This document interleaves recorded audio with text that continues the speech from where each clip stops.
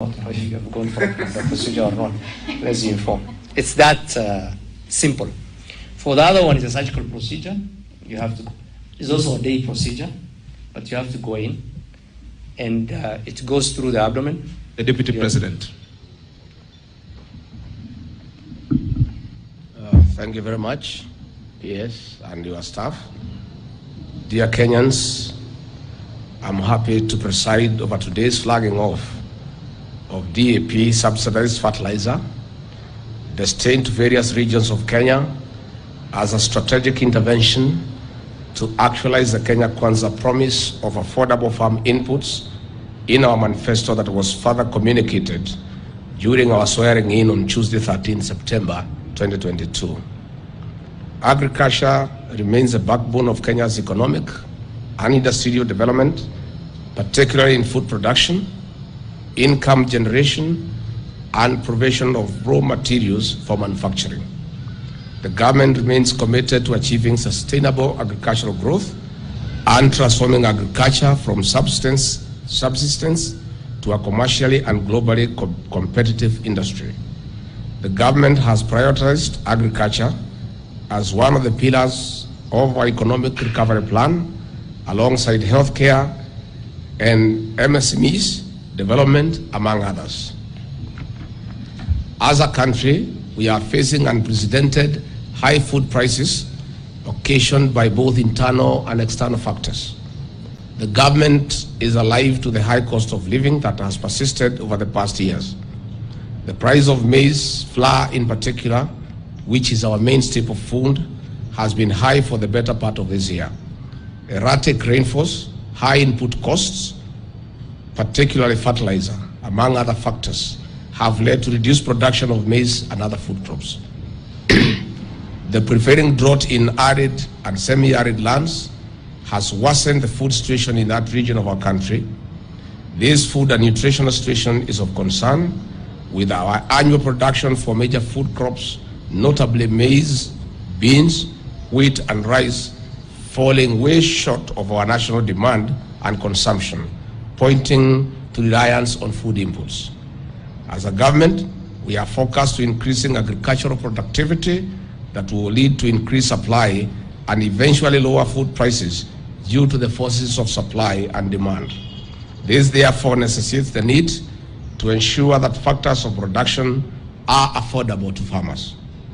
It is against this background that as a government, we from the very onset spelled out the prioritization of improving agricultural production through an availing affordable and accessible inputs as an intervention. In particular, we have identified fertilizer for immediate intervention due to its potential, immediate and profound impact on agricultural productivity in the medium term as well as in the long term. In this regard, that one of our first pronouncements was to lower fertilizer prices to set the pace for the implementation of this intervention, dubbed the Fertilizer Subsidy Program. The National Treasury has already availed 3.55 billion towards this intervention. Under this program, the government, through the National Cereals and Produce Board, will make available 1.4 million bags of 50 kg of fertilizer to farmers during the ongoing short range season at the prices as stipulated here below. The new cost of DAP will be 3,500 from nearly 7,000. The price of CAN will be 2,875.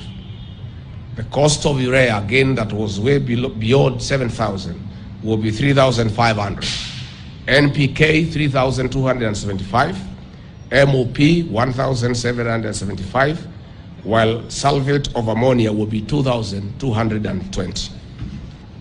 I appeal to farmers in the regions that are receiving the short range to reach out to local National Cereals and Produce depots and sub-depots to access the required fertilizer.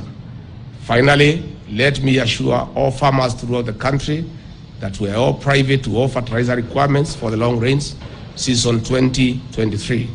The government has commenced consultations with key actors and stakeholders to ensure quality, affordable, and accessible fertilizer that will be available to all farmers across our great nation. With those few comments, it is now my privilege and pleasure to officially unveil the fertilizer subsidy program. Thank you very much. Asanteni sana. Is there any question we can try to answer before we go to flag off the fertilizer?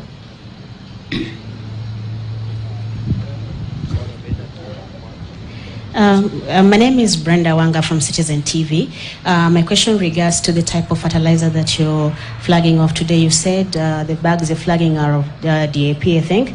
Most of the people we've talked to in areas that have already received some of these fertilizers say they have already planted and would prefer to have fertilizer for top dressing. So I don't know how this is being addressed. Thank you. Thank you very much. We'll be able to assist those who have not planted with the DAP because that is accepted fertilizer for planting. There are very many who have not planted and they'll benefit from this intervention. Again, for those who have already planted and they need to be assisted for top dressing, we'll be making interventions to avail the CAN to be able to help those who have already planted.